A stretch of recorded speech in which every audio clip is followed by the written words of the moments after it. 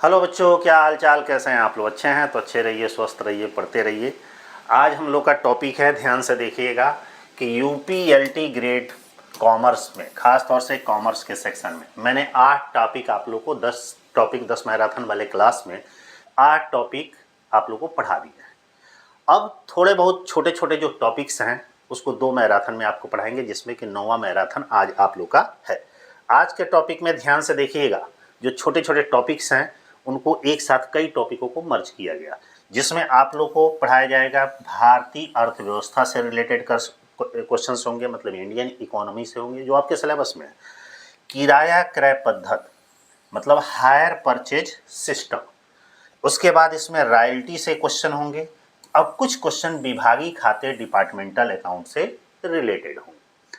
तो ये ध्यान दीजिएगा कि यह आप लोग का 1 2 3 4 टॉपिक से रिलेटेड क्वेश्चन होंगे। लास्ट में कुछ माइक्रो इकोनॉमिक्स से भी क्वेश्चन इसमें होंगे। ऐसे छोटे छोटे जो टॉपिक्स हैं इन सबों को एक मैराथन में मर्ज कर दिया गया। और एक मैराथन और बच जा रहा है आप लोग का फाइनेंशियल अकाउंटिंग का, जिसमें आप लोग को अकाउंटिंग से लेकर फाइनल अकाउंट तक, एडजस्टमेंट फाइनल अकाउंट तक एक मैराथन में आप लोग को प्रोवाइड कर देंगे मोस्ट इंपोर्टेंट एमसीक्यू क्वेश्चन। तो आज हम लोग का 120 मोस्ट इंपोर्टेंट क्वेश्चन इतने टॉपिकों से हैं, अर्थात इन 4 टॉपिकों से हैं। तो जल्दी से तैयार हो जाइए, वीडियो को लाइक कर दीजिए, अपने फ्रेंडों में शेयर कर दीजिए, ठीक है। आइए हम लोग क्लास स्टार्ट करते हैं। ध्यान दीजिए, यूपीएलटी ग्रेड कॉमर्स, इंडियन इकोनॉमी माने भारतीय अर्थव्यवस्था, रॉयल्टी और क्या ना अधिकार शुल्क, माने देखिएगा ये दोनों एक ही में है, हायर परचेज होना चाहिए था, अविभाज्य खाते, ये 4 टॉपिकों से लिया गया। ये ध्यान दीजिएगा कि जो भी आप लोग का एग्जाम होगा, ऐसा नहीं कि सारे क्वेश्चन आप लोग को डिफिकल्ट ही होंगे, कुछ क्वेश्चन उसमें से आसान होंगे, कुछ क्वेश्चन टफ होंगे। तो ये ध्यान दीजिएगा, सारे क्वेश्चनों पर अच्छे तरीके से फोकस करना, और हर हालत में आसान क्वेश्चन गलत नहीं होने चाहिए। यदि आपको सिलेक्शन लेना है तो जितने नॉर्मल क्वेश्चन है वो सही होने चाहिए। हम इसमें कुछ नॉर्मल क्वेश्चनों को भी लिए हैं और कुछ टफ क्वेश्चनों से लिए। आइए शुरू करते हैं। सबसे पहला क्वेश्चन, जिन बच्चों को हमसे जुड़ना होगा तो इस वीडियो के डिस्क्रिप्शन बॉक्स में हमारे व्हाट्सएप चैनल का लिंक दिया गया है, आप उसको फॉलो कर सकते हैं, ताकि कोई भी नोटिफिकेशन होंगे तो तुरंत मिल जाएगा। नेक्स्ट क्वेश्चन हमारा है, नेक्स्ट नहीं, फर्स्ट क्वेश्चन, कि भारत में गरीबी उन्मूलन की प्रमुख योजना है। ध्यान दीजिएगा, भारत में गरीबी उन्मूलन माने प्रेजेंट टाइम में गरीबी उन्मूलन माने गरीबी को दूर करने के लिए जो योजना बनाई गई है सरकार द्वारा, उसका क्या नाम है? ध्यान दीजिएगा, startup India, MNREGA, makeup India, digital India, इतने नाम दिए गए हैं। इनमें से सबसे बेस्ट ऑप्शन आप लोग का कौन सा दिख रहा है, बताइए। कि भारत में गरीबी उन्मूलन के लिए जो योजना बनाई गई है उसका क्या नाम है? मनरेगा, महात्मा गांधी राष्ट्रीय रोजगार गारंटी योजना, मनरेगा ऑप्शन नंबर, क्योंकि इसमें 100 दिन का काम के देने की बात की गई है, अब 200 दिन का काम हो गया है। तो मनरेगा हमारा क्या है? गरीबी उन्मूलन की प्रमुख योजना। ऐसे ऐसे ये इंडियन इकोनॉमी से रिलेटेड क्वेश्चन है, मिक्स है। आप लोग को जो टॉपिक बताए गए थे वो सारे टॉपिक्स इसमें मिक्स है। लिखा है कि भारतीय अर्थव्यवस्था में प्राथमिक क्षेत्र का संबंध है, मतलब इंडियन इकोनॉमी में हमारे प्राइमरी सेक्टर में क्या आता है? 3 स्टेज होते हैं, प्राइमरी, सेकेंडरी और टेरिटरी। सेवा उद्योग, उद्योग माने सेवा से, उद्योग से, प्राकृतिक संसाधनों से कि व्यापार से? सही ऑप्शन बताइए क्या है? हमारे जो नेचुरल रिसोर्सेस होते हैं वो हमारे प्राइमरी इंडस्ट्री में, प्राइमरी सेक्टर में आते हैं। ऑप्शन नंबर हो जाएगा सी। नेक्स्ट है, आर्थिक विकास का सही संकेतक है। हमारी जो इकोनॉमिक डेवलपमेंट है इसका सही संकेत क्या है? इकोनॉमिक डेवलपमेंट कैसे होता है, माने उसका कैसे हमको पता चलता है कि हमारे देश की इकोनॉमी डेवलप कर रही है? जनसंख्या से कि प्रति व्यक्ति आय से कि निर्यात से कि आयात से? बताइए, इससे पता चलता है। सही ऑप्शन है, हमारी प्रति व्यक्ति आय से हमको पता चल रहा है कि हमारी इकोनॉमी डेवलप हो रही है या नहीं। ऑप्शन नंबर हो जाएगा बी। 4 नंबर क्वेश्चन है, ये सब इंडियन इकोनॉमी से है। भारत में आर्थिक सुधारों की शुरुआत किस वर्ष हुई? जो हमारा इकोनॉमिक इम्प्रूवमेंट की बात है, इसकी सुधार के शुरुआत की बात है, किस साल से शुरू हुई? इकोनॉमिक हमारा क्या है? इम्प्रूवमेंट किस वर्ष से शुरू हुई भाई? ऑप्शन में दे रहा है 1985, 1990, 1991, 1995। सही ऑप्शन है 1991 में, क्योंकि 1991 में न्यू इकोनॉमिक पॉलिसी लागू हुई थी जिसमें उदारीकरण, निजीकरण और वैश्वीकरण की बात की गई थी। यहाँ से हमारे आर्थिक सुधारों की शुरुआत का वर्ष माना जाता। अब देखिए यहाँ पे रॉयल्टी से रिलेटेड क्वेश्चन, अल्प कार्य जिसको हम लघु कार्य के नाम से जानते हैं, पूछ रहा है ज्ञात करने का सही सूत्र क्या है।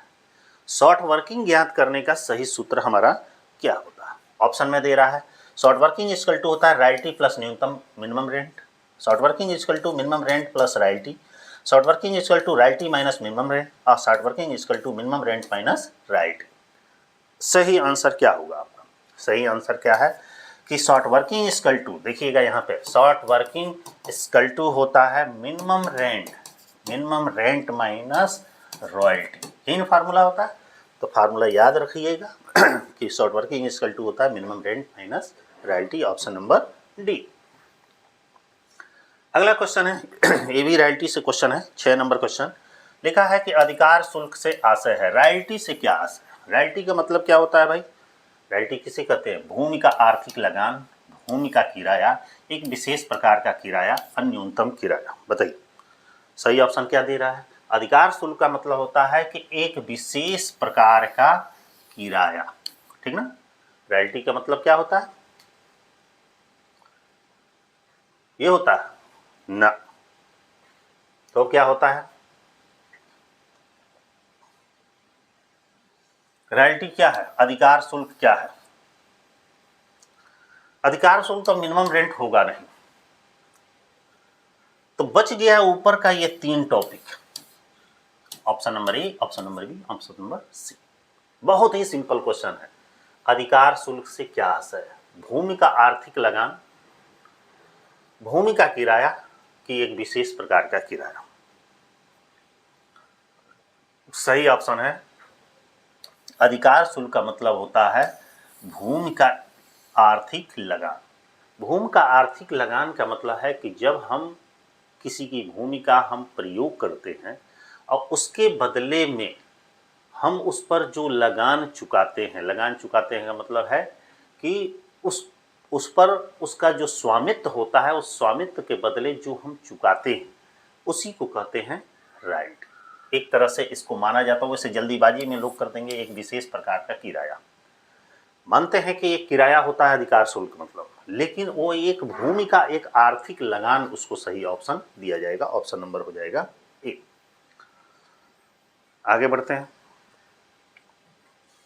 मुद्रास्फीति के समय सबसे अधिक प्रभावित होते हैं। पूछा गया है कि मुद्रास्फीति जब देश में बढ़ती है तो ऐसे समय में सबसे ज्यादा प्रभावित कौन होता है? बताइए। व्यापारी होता है, उद्योगपति होता है, निश्चित आय वर्ग वाला होता है कि सरकार होता है? मुद्रास्फीति के समय में जो एक फिक्स इनकम जो डेली के 500 रुपये कमाते हैं, 200 रुपये कमाते हैं, 800 रुपये कमाते हैं, सबसे ज़्यादा प्रभाव उनके ऊपर पड़ता है, क्योंकि सामानों के रेट तो महंगे हो गए और उनकी इनकम वही की वहीं पड़ी रह गई। सार्वजनिक ऋण का उपयोग किया जाता है, जो हमारा पब्लिक लोन है, पब्लिक टैक्स है, इसका उपयोग किस कार्य के लिए किया जाता है? ऑप्शन नंबर में दे रहा है निजी खर्च में, विकास कार्यों में, घरेलू उपभोग में, आयात में। बताइए सार्वजनिक ऋण का प्रयोग किस कार्य के लिए किया जाता है? विकासात्मक कार्य, जो हमारा पब्लिक डेप्ट होता है, इसका प्रयोग हम डेवलपमेंट के वर्क में करते हैं। ऑप्शन नंबर हो जाएगा बी। अब ये मत सोचिएगा कि बहुत छोटे छोटे क्वेश्चन है, भाई छोटे भी तो क्वेश्चन आएंगे आप में, ये भी तो सोचिए सब बड़े ही क्वेश्चन नहीं रहेंगे। क्वेश्चन नंबर 9 में दे रहा है कि विदेशी व्यापार नीति का उद्देश्य है, जो हमारी फॉरेन पॉलिसी है, फॉरेन ट्रेड की जो पॉलिसी है, इसका मेन ऑब्जेक्ट, मेन उद्देश्य क्या है? आयात को बढ़ाना, निर्यात को बढ़ावा देना, घरेलू व्यापार को बढ़ाना, कर बढ़ाना। उसका फॉरेन बिजनेस ट्रेड का या ट्रेड का हमारी पॉलिसी होती है निर्यात को, एक्सपोर्ट को अधिक से अधिक बढ़ाना, क्योंकि जब एक्सपोर्ट बढ़ेगा तभी हमारा बिजनेस ग्रोथ करेगा, इकोनॉमिक डेवलपमेंट होगा। अगला है कि मुद्रा अवमूल्यन का अर्थ है। देखिए अक्सर लोग इस तरह के क्वेश्चन जो छोटे छोटे दिए गए हैं लोग फोकस नहीं करते हैं, और अक्सर इस तरह के क्वेश्चन छोटे छोटे पूछ दिए जाते हैं बीच बीच में। मुद्रा अवमूल्यन मनी डिवैल्यूएशन, मुद्रा अवमूल्यन का क्या अर्थ है? बताइए। मुद्रा अवमूल्यन का अर्थ है मुद्रा का मजबूत होना, ना मुद्रा का मूल्य घटना, मुद्रा का समाप्त होना, महंगाई समाप्त होना। सही ऑप्शन है कि मुद्रा का मूल्य का जो घटना होता है, मनी की वैल्यू में जो डिक्रीज आती है, वैल्यू गिरती है, तो उसको कहा जाता है मुद्रा का मूल्य का घटना, मुद्रा का अवमूल्यन। Option number. नेक्स्ट क्वेश्चन, सरकारी बजट प्रस्तुत करता है, जो गवर्नमेंट बजट होता है वो कौन बजट प्रस्तुत करता है? आरबीआई करता है, प्रधानमंत्री करता है, वित्त मंत्री करता है कि नीति आयोग करता है? बताइए। सरकारी बजट जो हमारा होता है, हमेशा बजट जो फाइनेंस मिनिस्टर होते हैं वो पास करते हैं। ऑप्शन नंबर हो जाएगा सी। विकासशील अर्थव्यवस्था की विशेषता क्या है? जो हमारी विकासशील अर्थव्यवस्था, भारत क्या है? एक विकासशील इकोनॉमिक वाला देश है। विकासशील अर्थव्यवस्था की मुख्य विशेषता क्या है? पूछा जा रहा है कि उच्च आय का होना, कम बेरोजगारी होना, कम प्रति व्यक्ति आय होना, तकनीकी प्रगति। कम प्रति व्यक्ति आय, यदि आदमी की पर इनकम कम है, मतलब हर व्यक्ति की इनकम कम है, प्रति व्यक्ति आय हमारी कम है, तो ऐसे इकोनॉमी को हम कहते हैं विकासशील अर्थव्यवस्था। ऑप्शन नंबर हो जाएगा सी।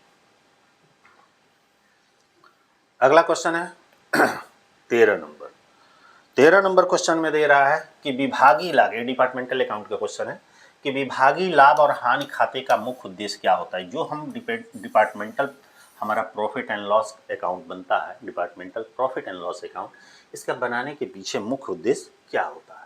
कंपनी का कुल लाभ दिखाना ये नहीं होता है, प्रत्येक विभाग के वास्तविक लाभ और हानि का पता लगाना यही होता है, केवल बैलेंस शीट बनाना, केवल रोकड़ प्रवाह दिखाना। सही ऑप्शन आपका हो जाएगा बी। डिपार्टमेंटल अकाउंट बनाने का मुख्य उद्देश्य होता है प्रत्येक डिपार्टमेंट की वास्तविक लाभ और हानि का पता लगाना होता है। ऑप्शन नंबर हो जाएगा बी। अगला क्वेश्चन है, ध्यान दीजिएगा, थोड़ा सा जूम करना पड़ेगा। 14 नंबर क्वेश्चन है, 14 नंबर लिखा है कि रेंट, किराया जैसे सामान्य व्ययों का विभागों में कैसे आवंटित किया जाता है? ये भी डिपार्टमेंटल का क्वेश्चन है कि रेंट मतलब किराया, किराया क्या है? एक तरह से जनरल एक्सपेंसेज है, को विभागों में कैसे आवंटित किया जाता है? मैंने डिपार्टमेंट में जैसे कई डिपार्टमेंट होते हैं उसमें कैसे आवंटित किया जाता है? ऑप्शन में दे रहा है बिक्री के अनुपात में, स्थान के आधार पर, कर्मचारियों की संख्या के आधार पर, इनमें से कोई नहीं। सही ऑप्शन है स्थान, प्लेस के आधार पर जो हमारे जनरल एक्सपेंसेज होते हैं जैसे कि रेंट है उसको डिस्ट्रीब्यूट किया जाता है। नेक्स्ट है कि सामान्य व्यय जैसे कि किराया है, बिजली है आदि को विभागों में कैसे बांटा जाता है? देखिएगा यहाँ पे जनरल एक्सपेंसेस सेम वही क्वेश्चन है, थोड़ा सा और बड़ा कर दिया कि सामान्य व्यय जैसे कि किराया, बिजली आदि को डिपार्टमेंटों में, विभागों में कैसे बांटा जाता। ठीक है, ऑप्शन में दे रहा है समान रूप से भी बांटा जाता है, बिक्री के अनुपात में भी बांटा जाता है, क्षेत्रफल या कर्मचारियों की संख्या के आधार पर भी बांटा जाता है। तो भाई तीनों ही कंडीशन में बांटा जाता है, तीनों ही सिचुएशन। समान रूप से भी हम बांट सकते हैं जैसा समझौता हो, बिक्री के आधार पर भी बेच सकते हैं, उसके क्षेत्रफल और कर्मचारियों की संख्या के भी आधार पर बांट सकते हैं। अब चूंकि वही क्वेश्चन इसमें दिया गया था, इन दोनों क्वेश्चन बताने का मतलब ये है कि इसमें उपरोक्त सभी का ऑप्शन नहीं था। बिक्री के अनुपात, स्थान के आधार, कर्मचारियों की संख्या, ये सारे हो सकते थे, लेकिन लिखा रहता उपरोक्त सभी तब, लेकिन यह ऐसा लिखा नहीं है, ऐसा लिखा नहीं है। एक सेकंड, हाँ, तो ऐसे सिचुएशन में उपरोक्त सभी लिखा रहता तो सारे हो जाता है, लेकिन उपरोक्त सभी नहीं लिखा है तो वहां उसमें सबसे बेस्ट ऑप्शन होता है स्थान के आधार पर। लेकिन वही यहाँ पे क्वेश्चन है, यहाँ पे उपरोक्त सभी लिखा है तो सारे सिचुएशन में बांटा जाता है, इसलिए ऑप्शन नंबर हो जाएगा डी। अगला क्वेश्चन है 21 भुगतान पद्धति का क्वेश्चन है, ध्यान दीजिएगा। क्वेश्चन नंबर हमारा है 16। लिखा है कि किस्त भुगतान पद्धति में किस्त का भुगतान किया जाता है। जो हमारा इंस्टॉलमेंट पेमेंट सिस्टम है इसमें जो इंस्टॉलमेंट का पेमेंट कैसे किया जाता है? एक बार, बार बार, साप्ताहिक, निश्चित समय के अंतराल पर। सही ऑप्शन क्या है? एक निश्चित समय के अंतराल पर इंस्टॉलमेंट पेमेंट सिस्टम में किस्त का भुगतान किया जाता है। अगला है किराया क्रय पद्धति में स्वामित्व का हस्तांतरण होता है। जो हमारा हायर परचेस सिस्टम है इसमें स्वामित्व का हस्तांतरण कब होता है? ठीक है, ऑप्शन में दे रहा है प्रथम किस्त भुगतान करने पर नहीं भाई, 30% मूल्य का भुगतान करने पर नहीं भाई, 52% मूल्य का भुगतान करने पर नहीं भाई, अंतिम किस्त का भुगतान करने पर ही स्वामित्व का हस्तांतरण किया जाता है। क्योंकि हायर परचेज में जनरली क्या होता है, जैसे कि गाड़ियां किस्त वगैरह पे लेती हैं, फ्लैट संपत्ति ट्रांसफर हो गई लेकिन उसका स्वामित्व अभी भी क्रेता के पास रहता है। जब तक वो क्रेता फाइनल पेमेंट नहीं कर देता है तब तक उस पर स्वामित्व का हस्तांतरण नहीं कर सकता, वो बस उसका यूज कर सकता है लेकिन बेच नहीं सकता। ऑप्शन नंबर हो जाएगा डी।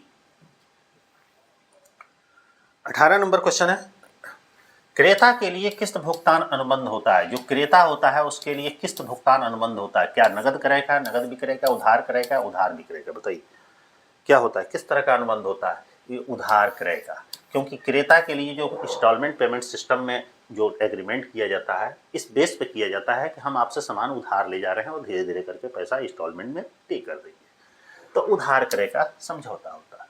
अगला इकोनॉमिक्स का क्वेश्चन है, भारत के जीडीपी में सर्वाधिक योगदान किस क्षेत्र का है? और देखिए कि भारत की जीडीपी ग्रॉस डोमेस्टिक प्रोडक्ट में कह रहा है कि सर्वाधिक योगदान किसका है, बता सकते हैं?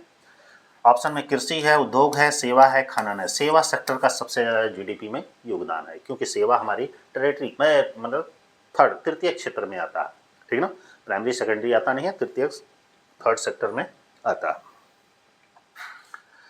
20 नंबर क्वेश्चन है कि गरीबी रेखा का निर्धारण किस आधार पर किया जाता है? गरीबी रेखा का निर्धारण हमारा किस बेस पर किया जाता है? ऑप्शन में दे रहा आय के आधार पर, उपभोग व्यय के आधार पर, बचत के आधार पर, निवेश के आधार पर। सही है कंज्यूम एक्सपेंसेस के आधार पर गरीबी रेखा का हम निर्धारण करेंगे, ठीक है ना। आप सिलेबस में देखिएगा उसमें इंडियन इकोनॉमी टॉपिक होगा, इसीलिए आपको इंडियन इकोनॉमी अलग से पढ़ाना है। इंडियन इकोनॉमी से 4-5 क्वेश्चन जरूर दिए रहेंगे। नेक्स्ट क्वेश्चन है 21 नंबर के, ब्याज की गणना करने के लिए गुणनफल विधि का प्रयोग की जाती है। लिखा है कि ब्याज की गणना करने के लिए गुणनफल विधि प्रोडक्ट मेथड का प्रयोग किया जाता है। पूछ रहा है कि किस में किया जाता है? जब किस्त की रकम अवधि दोनों असमान हो, जब किस्त की रकम समान किंतु अवधि असमान हो, जब किस्त की रकम असमान किंतु अवधि समान हो, इनमें से सभी दशाओं। सही ऑप्शन है कि तीनों ही दशाओं में हम ब्याज की गणना जब करते हैं तो वहाँ पे गुणनफल विधि प्रोडक्ट मेथड का प्रयोग किया जाता है। ऑप्शन नंबर हो जाएगा टी।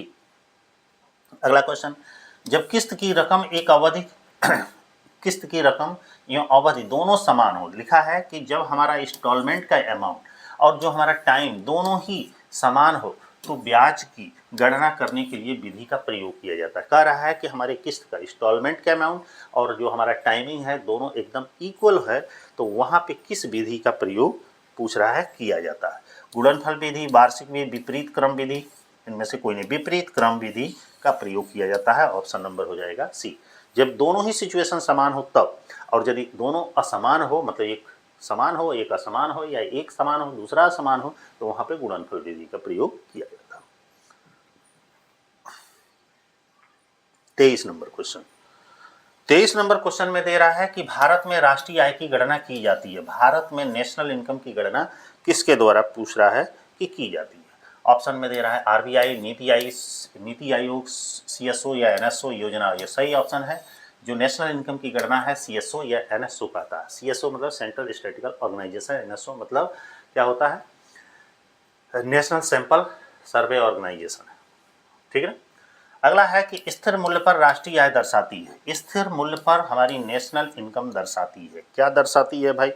ऑप्शन में दे रहा है नाम मात्र की आय दर्शाती है, वास्तविक आय दर्शाती है, प्रति व्यक्ति आय दर्शाती है, व्यक्तिगत आय देखा। वास्तविक इनकम हमारा कह रहा है कि स्थिर मूल्यों पर, जब मूल्य स्थिर हो तो वहाँ पे नेशनल इनकम हमारी एक्चुअल इनकम को शो करती है, दर्शाती है। ऑप्शन नंबर हो जाएगा बी।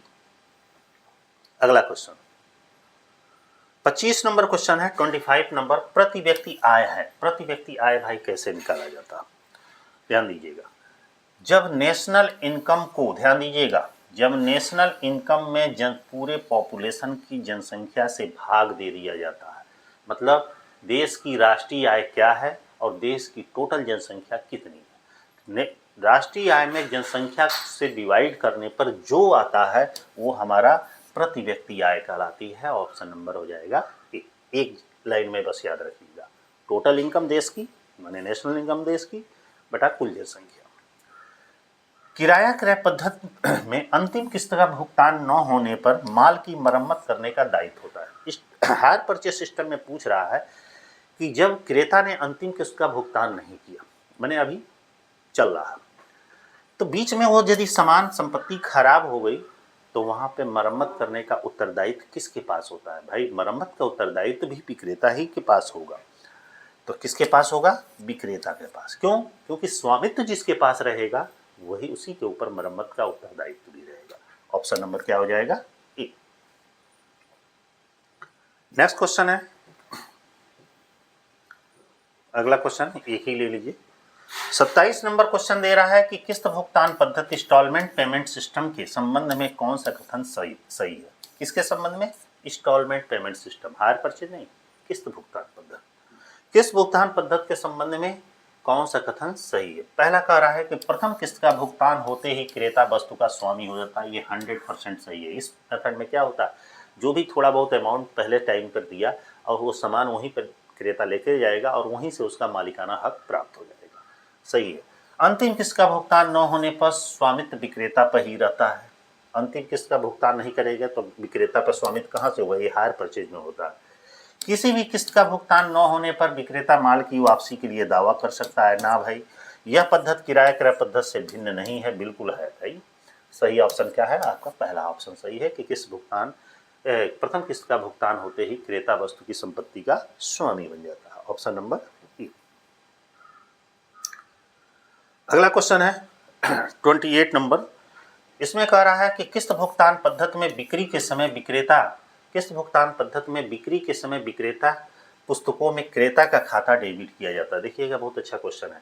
किस्त भुगतान पद्धति में बिक्री के समय, मतलब कह रहा है इंस्टॉलमेंट पेमेंट सिस्टम के टाइम, सेल के टाइम विक्रेता की पुस्तकों में क्रेता का खाता डेबिट किया जाता है। अब पूछ रहा है कि विक्रेता के खाते में विक्रेता की पुस्तकों में क्रेता का खाता कौन सा डेबिट किया जाता है? संपत्तियों रिकॉर्ड खाते के मूल्य से गलत, संपत्तियों विक्रय मूल्य से गलत, संपत्ति के रोकड़ मूल्यों ब्याज की राशि से। ये सही है। किस मूल्य से डेबिट किया जाता है? संपत्ति के रोकड़ मूल्य और ब्याज की राशि से क्रेता का खाता डेबिट किया जाता है। नेक्स्ट क्वेश्चन है, किस भुगतान पद्धति में क्रेता का माल पर स्वामित्व होता है? जो हमारा इंस्टॉलमेंट पेमेंट सिस्टम है, इसमें क्रेता का माल पर स्वामित्व प्राप्त होता है। कब प्राप्त होता है भाई? दिया गया है केवल ब्याज चुकाने पर, ना अवधि आधी किस्त चुकाने पर, ना अंतिम किस्त चुकाने पर, ना अनुबंध पर हस्ताक्षर करते ही उस वस्तु का स्वामी क्रेता बन जाता है। ऑप्शन नंबर हो जाएगा डी। अगला क्वेश्चन है 30 नंबर। 30 नंबर क्वेश्चन में दे रहा है राजकोषीय घाटा किससे संबंधित है? राजकोषीय घाटा पूछ रहा है किससे रिलेटेड है? आय और व्यय से, आय और बचत से, निर्यात और आयात से, उत्पादन और उपभोग से। आय और भोग से। राजस्व घाटा किससे रिलेटेड है? किससे संबंधित है? आय और व्यय से। ब्याज संदेह खाता मतलब इंटरेस्ट सस्पेंस अकाउंट की बाकी क्रेता प्रतिवर्ष लिखता है। बताइए, ब्याज संदेह खाता इंटरेस्ट सस्पेंस अकाउंट का जो बैलेंस होता है क्रेता प्रतिवर्ष पूछ रहा है किस में लिखता है? व्यापार खाते के धनी पक्ष में ना, लाभन खाते के धनी पक्ष में ना, चिट्ठे के दायित्व पक्ष में ना, चिट्ठे के संपत्ति पक्ष में लिखता है। ऑप्शन नंबर हो जाएगा सी। इंटरेस्ट सस्पेंस अकाउंट का जो बैलेंस होता है वो क्रेता बैलेंस शीट के एसेट साइड में लिखता है। Option number D. 32 नंबर क्वेश्चन दे रहा है ध्यान दीजिएगा। ब्याज संदेह खाता का शेष विक्रेता प्रतिवर्ष लिखता है। इंटरेस्ट सस्पेंस अकाउंट का जो बैलेंस होता है, अब इसमें विक्रेता के बारे में लिखा है कि विक्रेता प्रतिवर्ष कहाँ लिखता है। लिखा है कि चिट्ठे के संपत्ति पक्ष में, इसमें तो क्रेता लिखता है। चिट्ठे के दायित्व पक्ष में, इसमें विक्रेता लिखता है। इसमें कौन लिखता है? विक्रेता लिखता है। ऑप्शन नंबर क्या हो जाएगा? बी। आगे पढ़ने की जरूरत ही नहीं है। अगला क्वेश्चन है हमारा 33 नंबर 33 नंबर। 33 नंबर में क्वेश्चन में दे रहा है कि किस्त भुगतान पद्धतियों किराया क्रय पद्धति में मुख्य अंतर क्या है? ध्यान दीजिएगा।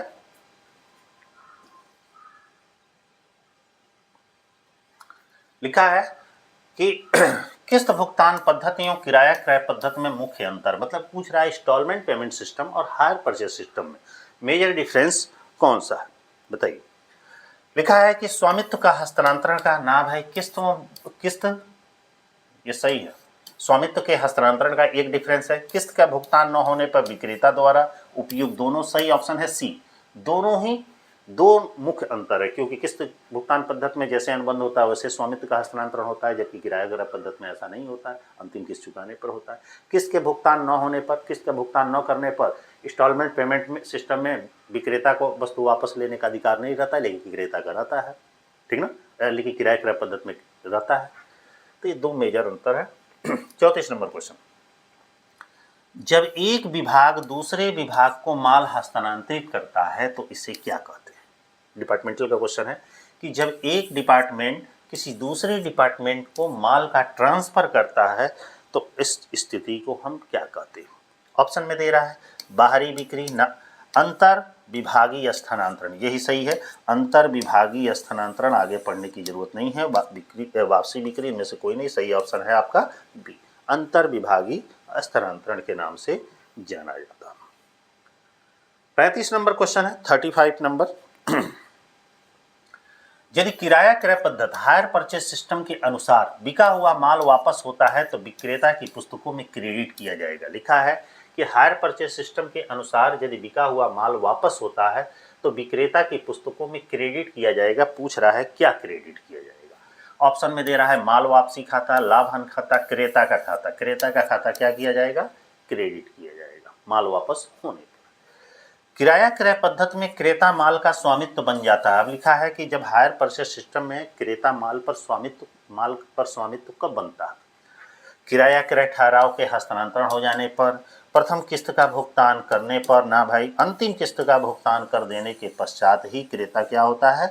उस वस्तु के स्वामित्व प्राप्त कर लेता है, अर्थात क्रेता का उस वस्तु पर पूर्ण स्वामित्व हो जाता है। ऑप्शन नंबर हो जाएगा सी। अगला क्वेश्चन 37 नंबर। आप लोगों को जानकारी के लिए बता दें कि हर एक टॉपिक से मोस्ट सेलेक्टेड क्वेश्चन, जो अच्छे क्वेश्चंस हैं, जो या तो कहीं ना कहीं एग्जाम में आए हुए हैं या आने के चांसेस हैं, ऐसे क्वेश्चनों को आप लोगों के सामने रखा गया है। 37 नंबर हमारा क्वेश्चन है। लिखा है कि रॉयल्टी का अर्थ उस धन से होता है जो, रॉयल्टी का मतलब क्या होता है, या रॉयल्टी का अर्थ उस धन से होता है, पुकारा है जो पुस्तकों का लेखक उसके प्रकाशकों से प्राप्त करता है, कोयले की खान का मालिक पट्टेधारक से प्राप्त करता है, पेटेंट वस्तु का निर्माता वस्तु के अनुज्ञाधारी से प्राप्त करता है। सारे ऑप्शन सही हैं। रॉयल्टी का मतलब ये तीनों सिचुएशन से है। अगला है कि अधिकार शुल्क खाता रॉयल्टी अकाउंट है। अब बहुत ही ये सिंपल क्वेश्चन है, अक्सर पूछता है, लोग गलत भी कर देते हैं कभी कभी। रॉयल्टी खाता किस प्रकार का खाता? अधिकार शुल्क खाता कौन सा है? रियल अकाउंट है, पर्सनल अकाउंट है कि नॉमिनल अकाउंट है? कौन सा अकाउंट है? ये नॉमिनल अकाउंट है। ऑप्शन नंबर हो जाएगा सी, नाम मात्र का खाता। आगे बढ़ते हैं। 39 नंबर क्वेश्चन है, 39 नंबर कि न्यूनतम किराया मिनिमम रेंट को कहते हैं। मिनिमम रेंट को क्या कहते हैं भाई? मृत किराया, स्थिर किराया, उपयुक्त ए बी दोनों, इनमें से कोई नहीं तो सही ऑप्शन है उपयुक्त ए बी दोनों। उसको डेड रेंट और फिक्स रेंट के नाम से भी मिनिमम रेंट को हम जानते हैं। भारत में आय असमानता का प्रमुख कारण है। अपने देश में इनकम का असमान होना, इसका मुख्य कारण क्या है? सबसे पहले है शिक्षा, आर्थिक विषमता, कर व्यवस्था, निर्यात नीति। शिक्षा है, क्योंकि भारत में आय की असमानता शिक्षा के ऊपर डिपेंड है, इसलिए शिक्षा भारत में आय के असमानता का मुख्य कारण है। 41 नंबर क्वेश्चन है, 41 नंबर। लिखा है बिना बिके स्टॉक अनसोल्ड गुड्स पर स्टॉक रिजर्व को क्यों बनाया जाता है? लिखा है बिना बिके स्टॉक अनसोल्ड स्टॉक पर स्टॉक रिजर्व क्यों बनाया जाता है? ऑप्शन में दिया है, ध्यान दीजिएगा। विभाग के लाभ को बढ़ाने के लिए, ना भाई। भविष्य के नुकसान से बचने के लिए, ये सही है। अंतर विभागीय लाभों को समाप्त करने के लिए, ना। सरकारी नियमों के कारण। सही ऑप्शन क्या है? भविष्य के नुकसान से बचने के लिए अनसोल्ड गुड्स अनसोल्ड स्टॉक पर स्टॉक रिजर्व अकाउंट बनाया जाता है। 42 नंबर क्वेश्चन है कि भारतीय अर्थव्यवस्था की संरचनात्मक समस्या क्या है? जो हमारी इंडियन इकोनॉमी है उसका स्ट्रक्चर्स, मेन प्रॉब्लम स्ट्रक्चर्स का क्या है? संरचनात्मक संरचना क्या है? महंगाई है, क्षेत्रीय संतुलन है, बेरोजगारी है कि गरीबी है? भारतीय अर्थव्यवस्था की संरचनात्मक समस्या के बारे में आपसे पूछा जा रहा है कि मुख्य समस्या क्या है? क्षेत्रीय असंतुलन। ऑप्शन नंबर हो जाएगा बी। अगला क्वेश्चन, एक चीज और जानकारी के लिए दे दें, आज ये एक टॉपिक चला जा रहा है, फिर कल लास्ट टॉपिक 10वां मैराथन जाएगा। इसके बाद से 2 या 3 आप लोग को टेस्ट पेपर देंगे जो पूरे होल सिलेबस से, होल सिलेबस का मतलब पूरे सिलेबस से जो 10 टॉपिक से जो सबसे मोस्ट इंपॉर्टेंट क्वेश्चंस होंगे, जो आने के चांसेस होंगे, या बहुत ही इंपॉर्टेंट होंगे, ऐसे क्वेश्चनों का 2 या 3 टेस्ट सीरीज आप लोग को देंगे। ठीक है, उसको भी पढ़िएगा, जो आप लोग का मॉडल पेपर के नाम से रहेगा। तो मॉडल पेपर या सेट नंबर 1, 2, 3 ऐसे करके। नेक्स्ट है 43 नंबर क्वेश्चन है कि अधिकार शुल्क की गणना की जाती है। पूछ रहा है कि रॉयल्टी की गणना की जाती है। किस बेस पर रॉयल्टी की गणना भाई की जाती है? दैनिक आधार पर, मासिक आधार पर, उत्पादन या बिक्री के आधार पर कि वार्षिक आधार पर? सही ऑप्शन है उत्पादन और बिक्री के आधार पर रॉयल्टी की गणना की जाती है। 44 नंबर क्वेश्चन है कि न्यूनतम किराया निर्धारित करने का मूल उद्देश्य क्या है? जो हमारा मिनिमम रेंट है, इसको निर्धारित करने का मूल उद्देश्य, सबसे महत्वपूर्ण उद्देश्य पूछ रहा है कि क्या? सबसे पहला ऑप्शन दे रहा है कि भूस्वामी को नियमित आय बनाए रखना, यही सबसे बेस्ट दिख रहा है, और भी पढ़ ले रहे हैं। भूस्वामी की आय को कमीशन लेना, ये होगा नहीं। मालिक के द्वारा नियमित आय को ब्याज देना, ये होगा नहीं। सही ऑप्शन क्या है कि मिनिमम रेंट निर्धारित करने का मूल उद्देश्य होता है कि भूस्वामी की नियमित आय को बनाए रखना। Option number A. 45 नंबर क्वेश्चन दे रहा है कि मुद्रा की आपूर्ति बढ़ाने का उपाय है। मुद्रा की जो सप्लाई है बढ़ाने का क्या उपाय है? CRR को बढ़ाया जाता है, बैंक दर को बढ़ाया जाता है कि खुले बाजार में प्रतिभूतियों को खरीदा जाता है, कर बढ़ाया जाता है? ऑप्शन नंबर हमारा सी हो जाता है, खुले बाजार में प्रतिभूतियों को बढ़ाना मुद्रा की सप्लाई को बढ़ाने का उपाय हुआ। अगला क्वेश्चन 46 नंबर क्वेश्चन दे रहा है कि समष्ट अर्थशास्त्र, समष्ट मतलब क्या होता है? व्यापक अर्थशास्त्र का मुख्य विषय क्या है? समष्ट अर्थशास्त्र का मुख्य विषय आपका क्या है? ऑप्शन में दे रहा है व्यक्तिगत फर्मों का व्यवहार करना, ये नहीं है। व्यक्तिगत उपभोक्ताओं की आय, ये भी नहीं है। संपूर्ण अर्थव्यवस्था का समग्र व्यवहार, मतलब कि जिस इकोनॉमी में हम पूरे देश की, नेशनल की, पूरे राष्ट्र की, पूरे समूह की इकाइयों का अध्ययन करते हैं, उसे हम क्या कहते हैं? संपूर्ण अर्थशास्त्र या समष्ट अर्थशास्त्र या व्यापक अर्थशास्त्र या मैक्रो इकोनॉमिक्स के नाम से जानते हैं। ऑप्शन नंबर हो जाएगा सी। निम्नलिखित में से कौन सा मैक्रो इकोनॉमिक्स का विषय नहीं है? मैक्रो इकोनॉमिक्स मतलब व्यापक अर्थशास्त्र का पूछ रहा है, विषय नहीं है। पढ़िए, राष्ट्रीय आय है, मुद्रास्फीति है, बेरोजगारी है, व्यक्तिगत उपभोग, ये आपका 47 का हो जाएगा आपका डी। व्यक्तिगत उपयोग मैक्रो इकोनॉमिक्स का नहीं है, ये माइक्रो इकोनॉमिक्स का विषय है। Option number D. अगला क्वेश्चन है 48 नंबर, लिखा है कि रॉयल्टी पर न्यूनतम किराए के आधिक्य को क्या कहते हैं? जब लिख रहा है कि रॉयल्टी पर मिनिमम रेंट का आधिक्य होता है, उस आधिक्य को हम किस नाम से पूछ रहा है कि जानते हैं? बताइए। ऑप्शन में दे रहा है अतिरेक, अल्पकार्य, नजराना, इनमें से कोई नहीं, तो उसको हम क्या कहते हैं? अल्पकार्य। पट्टेदार द्वारा भूस्वामी को देय अधिकार शुल्क भूस्वामी के लिए है। देखिए, पट्टेदार द्वारा भूस्वामी को देय अधिकार शुल्क भूस्वामी के लिए पूछ रहा है कि क्या है? ध्यान दीजिएगा, क्या है भाई? व्यय है, आय है, पूंजीगत व्यय है, पूंजी है, आय है, उसके लिए इनकम है ना, भूस्वामी को जो प्राप्त होता है लैंडलॉर्ड को, उसकी आय है, इनकम कहलाती है। 50 नंबर, पट्टा देने वाला लेसी और लैंडलॉर्ड प्राप्त करता। बताइए, पट्टा देने वाला क्या प्राप्त करता है?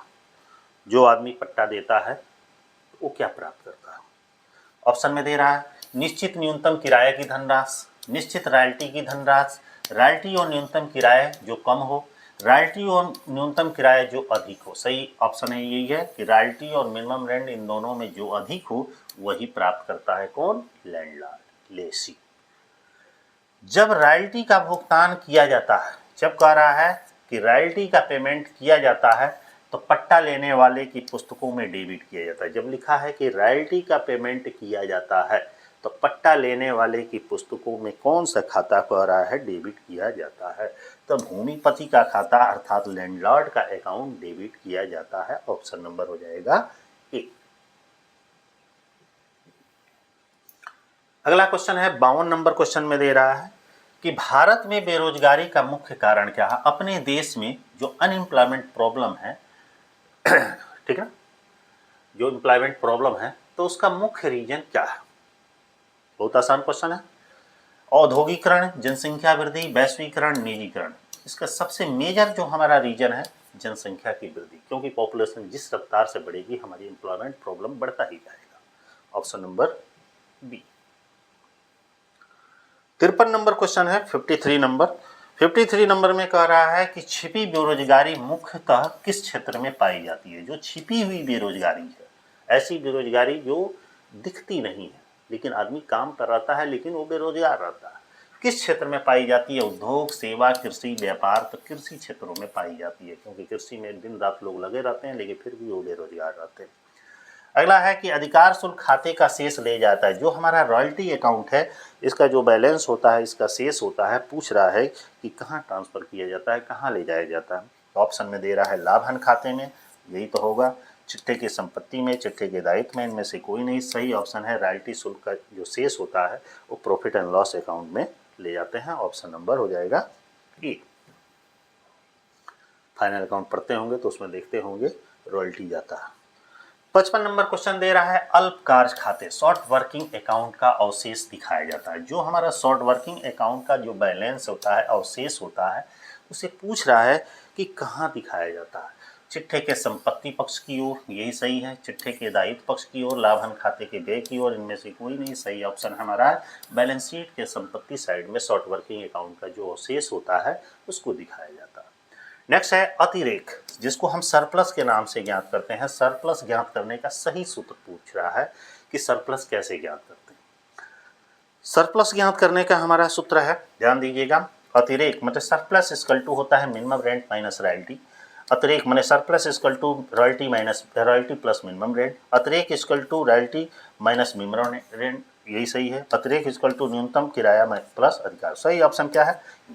हमारा सरप्लस का फार्मूला होता है, देखिए सरप्लस का हमारा फार्मूला होता है कि रॉयल्टी माइनस हम मिनिमम रेंट, ठीक, ये हमारा फार्मूला होता है।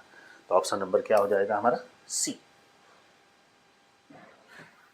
अगला क्वेश्चन है अधिकार शुल्क का भुगतान है, लिखा है अधिकार शुल्क का भुगतान है। अधिकार शुल्क का भुगतान क्या है? अधिकार शुल्क का क्या भुगतान? किसी संपत्ति को विक्रय करने का अधिकार, ना किसी संपत्ति का उपयोग कर। अधिकार शुल्क का मतलब होता है उस संपत्ति के उपयोग करने का अधिकार। क्योंकि मान लीजिए मेरी ही जमीन है, मैंने किसी को दे दिया, ले जाओ काम करो, उस पर उसके बदले में हम रॉयल्टी ले रहे हैं, इसका मतलब है कि मैंने केवल उसको उपयोग करने का अधिकार दिया है। ऑप्शन नंबर क्या हो जाएगा? बी। किसी संपत्ति का किराया, किसी संपत्ति क्रय करने दी गई अगली, ये भी नहीं होगा। ऑप्शन नंबर हो जाएगा बी, किसी संपत्ति का उपयोग करने का अधिकार, यही रॉयल्टी शुल्क का भुगतान का मतलब होता है। अगला है अधिकार शुल्क दिया जाता है, रॉयल्टी पूछा जा रहा है, दिया जाता है। किस सिचुएशन में रॉयल्टी हमारा दिया जाता है भाई?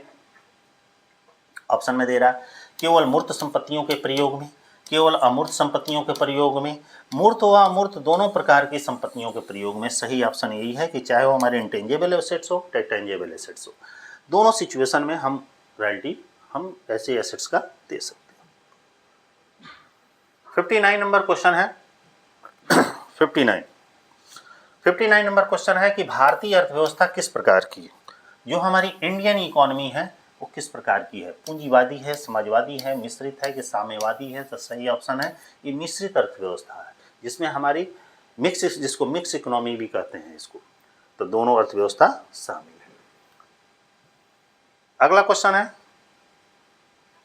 भारत में योजना आयोग की स्थापना किस वर्ष हुई? भारत में जो हमारा प्लानिंग कमीशन है इसकी स्थापना कब हुई? 1947, 1950, 1951, 1952। तो 1950 में हमारी योजना आयोग की स्थापना की गई। ऑप्शन नंबर हो जाएगा बी। एक सेकंड,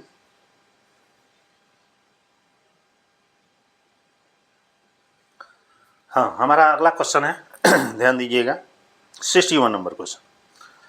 61 नंबर क्वेश्चन है कि वर्तमान में नीति आयोग का अध्यक्ष कौन होता है? देखिएगा जो योजना आयोग था ऊपर, अभी मैंने बताया था, इसको बीच में समाप्त कर दिया गया हाल ही के कुछ वर्षों में। कह रहा है कि प्रेजेंट टाइम में जो, और उसके जगह पे हम नीति आयोग बनाया गया। तो यहाँ कह रहा है नीति आयोग का अध्यक्ष भाई कौन होता है? राष्ट्रपति होता है, वित्त मंत्री होता है, प्रधानमंत्री होता है, योजना मंत्री होता है? सही ऑप्शन है प्राइम मिनिस्टर जो होते हैं वो हमारी नीति आयोग के अध्यक्ष होते हैं। Option number C. अगला क्वेश्चन 62 नंबर क्वेश्चन में दे रहा है कि जब एक विभाग दूसरे विभाग को लागत से अधिक कास्ट प्लस प्रॉफिट पर माल भेजता है तो अंतिम खाते में समायोजन क्या होगा? ध्यान से समझिएगा, जब एक डिपार्टमेंट दूसरे डिपार्टमेंट को कास्ट से अधिक माने कॉस्ट प्लस प्रॉफिट पर माल भेजता है तो अंतिम खाते में समायोजन क्या होगा, ये हमारा क्वेश्चन है। ऑप्शन में कोई समायोजन नहीं होगा, बिल्कुल गलत है। कोई विभाग का लिखा है कि केवल विभाग को प्राप्त लाभ दिखाना है, गलत है। स्टॉक रिजर्व बनाना, ये सही ऑप्शन है, दोनों लाभ दिखाना, सही ऑप्शन है सी। स्टॉक रिजर्व वहाँ पे बनाया जाता है जब एक विभाग दूसरे विभाग को कॉस्ट से अधिक प्रॉफिट पर माल भेजता है, तो अंतिम खाते में जो समायोजन बनाया जाता है तो स्टॉक रिजर्व अकाउंट बनाना जरूरी होता है। 63 नंबर क्वेश्चन है कि प्रशासनिक व्यय को विभागों में कैसे बांटा जाता है। जो हमारा एडमिनिस्ट्रेटिव एक्सपेंसेज है उसको डिपार्टमेंट में कैसे बांटा जाता है, ठीक है। ऑप्शन क्या है इसमें, विक्रय मूल्य के आधार पर, ना भाई खरीद मूल्य के आधार पर, यही ऑप्शन सही है। संपत्ति के मूल्य के आधार पर, कर्मचारियों द्वारा खर्च किए गए समय के आधार पर, सही ऑप्शन क्या है, खरीद मूल्य के आधार पर एडमिनिस्ट्रेटिव एक्सपेंसेस को बांटा जाता है, परचेस प्राइस पर। 64 नंबर क्वेश्चन है, 64 नंबर लिखा है कि किस्त भुगतान पद्धति में क्रेता प्रतिवर्ष जमा की जाती है। जो हमारा इंस्टॉलमेंट पेमेंट सिस्टम है इसमें क्रेता प्रतिवर्ष क्या जमा करता है भाई। ऑप्शन में दे रहा है संपत्ति खाते में जमा करता है, कि लाभन खाते में करता है, कि विक्रेता खाते में, कि ब्याज संदेह खाते में वो जमा करता है। क्या जमा करता है, ब्याज जमा करता है। Option number D. किस्त भुगतान करने की किस्तों का भुगतान करने में त्रुटि होने पर विक्रेता को संपत्ति जब्त करने का अधिकार होता है। ध्यान दीजिएगा, जब कोई भी व्यक्ति माने क्रेता किस्तों का भुगतान करने में त्रुटि करता है तो विक्रेता को संपत्ति पर जब्त करने का अधिकार प्राप्त होता है। पूछा जा रहा है कि किस में होता है, पट्टे पर ली गई संपत्ति में, ना भाई किराया क्रय पद्धति में ऐसा सिस्टम है, किस्त भुगतान पद्धति में है नहीं, उधार विक्रय पद्धति में हो नहीं। सही ऑप्शन क्या है, किराया क्रय पद्धति में ऐसा सुविधा होता है कि यदि क्रेता किस्तों का भुगतान करने में असमर्थ होता है तो ऐसी दशा में विक्रेता को यह अधिकार होता है उस संपत्ति को जब्त करने। Option number B. 66 number question है, लिखा है कि भारतीय अर्थव्यवस्था की प्रमुख कृषि समस्या क्या है। इंडियन इकोनॉमी की हमारी एग्रीकल्चर प्रॉब्लम क्या है, इंडियन इकोनॉमी के बारे में पूछ रहा है। लिखा है कि सिंचाई का अधिकता तो है नहीं, मानसून पर निर्भरता, ये सबसे बड़ा आधुनिक तकनीक निर्यात वृद्धि। सही ऑप्शन क्या है, मानसून पर निर्भरता है, इसलिए ये कृषि की सबसे मुख्य प्रॉब्लम है, क्योंकि कभी बारिश हुआ, कभी नहीं हुआ, कभी सूखा पड़ गया, तो कृषि पर हम ज़्यादा डिपेंड है। इसे हमारी इंडियन इकोनॉमी की एग्रीकल्चर सबसे बड़ी प्रॉब्लम है। 67 नंबर इसमें दे रहा है हरित क्रांति का मुख्य उद्देश्य क्या है। हरित क्रांति औद्योगिक विकास, नहीं भाई खाद्यान्न उत्पादन को बढ़ाना, यही मुख्य उद्देश्य है। रोजगार सृजन, निर्यात नहीं करना। हरित क्रांति का संबंध कितने, खाद्यान्न उत्पादन को बढ़ाने से। किस्त भुगतान पद्धति में जोखिम का हस्तांतरण होता है। जो हमारा इंस्टॉलमेंट पेमेंट सिस्टम है उसमें जोखिम कितना परसेंट तक रहता है, कितना परसेंट चुकाने तक रहता है। ऑप्शन में दे रहा है 30% मूल्य चुकाने पर, गलत। 51% मूल्य चुकाने पर, गलत। अंतिम किस्त चुकाने पर, गलत। अनुबंध के समय तक ही जोखिम रहता है, उसके बाद कोई जोखिम विक्रेता के पास नहीं होता, उसके बाद क्रेता समझे अपना। 69 नंबर क्वेश्चन है, किस्त भुगतान पद्धति में दिया गया माल माना जाता है। जो इंस्टॉलमेंट पेमेंट सिस्टम है उसमें जो माल दिया जाता है उसको किस नाम से जाना जाता है। ऑप्शन में दे रहा है नगद बिक्री, नहीं भाई उधार बिक्री, क्योंकि ऐसा ही इंस्टॉलमेंट पेमेंट सिस्टम में अधिकतम उधार ही बेचा जाता है ताकि धीरे धीरे करके वो पैसे का पेमेंट कर दे। ऑप्शन नंबर यहाँ पे हो जाएगा डी। नेक्स्ट है, भारत में श्वेत क्रांति किससे संबंधित है। श्वेत क्रांति, भारत में जो श्वेत क्रांति है उस किससे संबंधित है। मछली उत्पादन से, दूध उत्पादन से। ऑप्शन नंबर बी, गेहूं उत्पादन से, चावल उत्पादन से, गलत। श्वेत क्रांति का संबंध सीधे दूध उत्पादन से। Option number B. 71 number question है, लिखा है कि मुद्रास्फीति का अर्थ है, मनी इन्फ्लेशन का मतलब क्या है। मनी इन्फ्लेशन क्या होता है। लिखा है कि उत्पादन में कमी, ये नहीं होता है। कीमतों में लगातार वृद्धि, यही होता है। ऑप्शन नंबर बी हो जाएगा। रोजगार में कमी, मुद्रा का अवमूल्यन, सही ऑप्शन है बी। मुद्रास्फीति का मतलब होता है कि जब देश में मुद्रा की वैल्यू गिर जाए और सामानों के रेट में लगातार खूब वृद्धि हो, बेतहाशा वृद्धि हो, तो ऐसे सिचुएशन को मुद्रास्फीति नाम देते हैं। अगला है कि एलपीजी मॉडल का पूर्ण नाम क्या है। एलपीजी मॉडल गैस वाला एलपीजी नहीं है। एलपीजी का मतलब होता है लिबराइजेशन, प्राइवेटाइजेशन एंड ग्लोबलाइजेशन। 1991 में, ध्यान दीजिएगा, 1991 में देश में न्यू इकोनॉमिक पॉलिसी लागू की गई थी जिसको आर्थिक उदारीकरण का दौर कहा जाता है। उस समय 3 उस न्यू इकोनॉमिक पॉलिसी की मुख्य बातें थी, जिसमें एक का नाम था लिबराइजेशन, लिबराइजेशन माने है उदारीकरण, और दूसरा का नाम है प्राइवेटाइजेशन जिसको निजीकरण कहा जाएगा, और तीसरा का नाम है ग्लोबलाइजेशन जिसको वैश्वीकरण नाम दिया गया। तो एलपीजी मॉडल का पूरा नाम हमारा है option number A, liberalisation, privatisation and globalisation, option number E.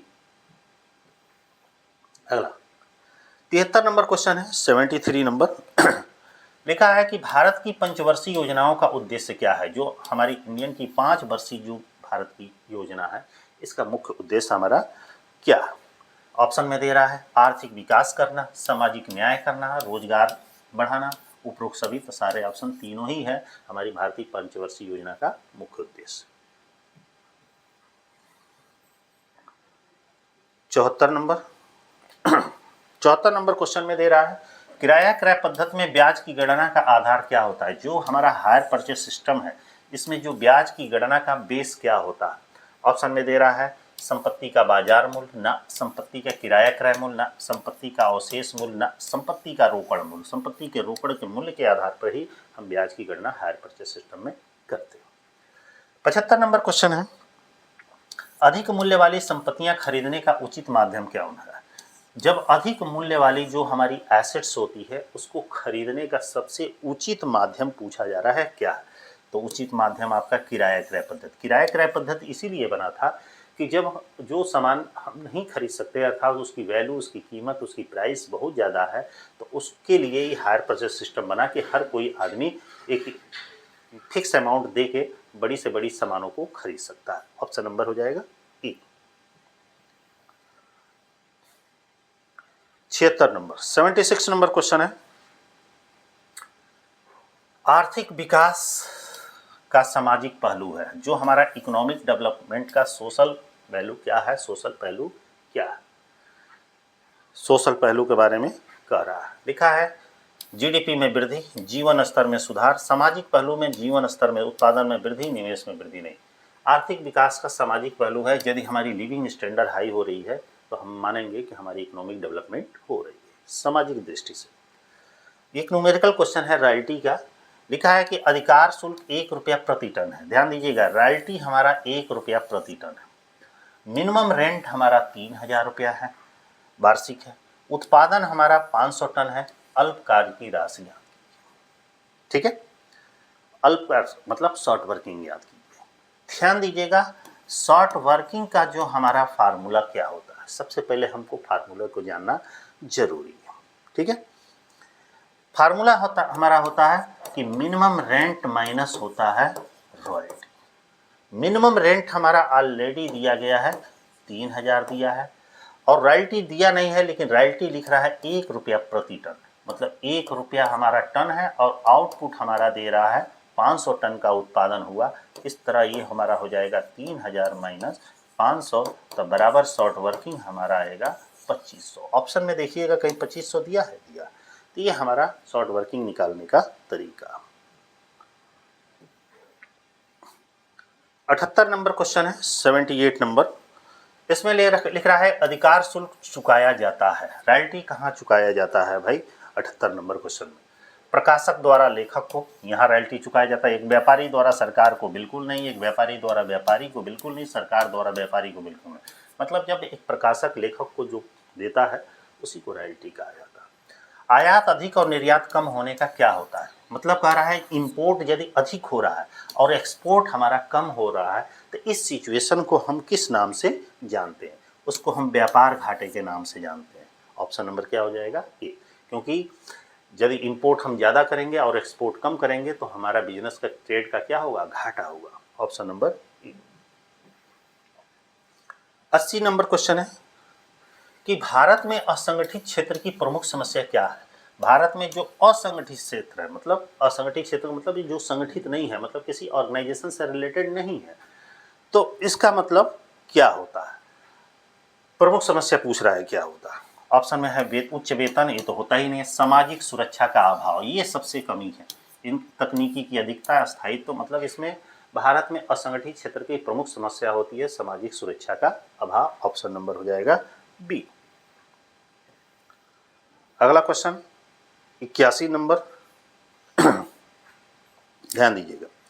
81 number question में दे रहा है कि भारत में स्टार्टअप इंडिया का उद्देश्य क्या है। अपने देश में जो स्टार्टअप इंडिया आरंभ की गई है उसका मेन उद्देश्य क्या है। कृषि का विकास करना, ना उद्यमिता को बढ़ावा देना, हमारा एंटरप्रेन्योरशिप को बढ़ावा देना, गरीबी को बढ़ावा देना, सरकार नियंत्रण करना। ऑप्शन नंबर क्या हो जाएगा इसमें बी, एंटरप्रेन्योर को बढ़ावा देना।